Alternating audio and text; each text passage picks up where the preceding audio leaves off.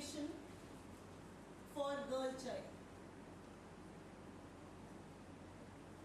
When you heard about the concept called Beti Bachao and Beti Padhao, free and compulsory education for girl child.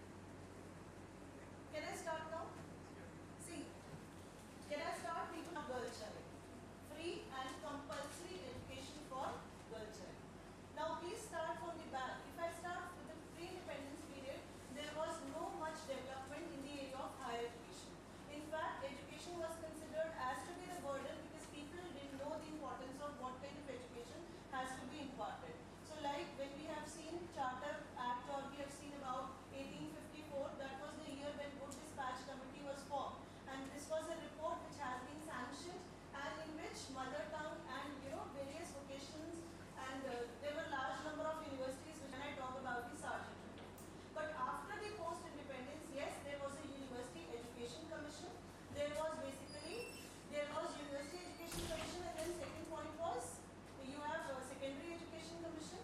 Then you have Kothari Commission, and lastly was National Policy of Education.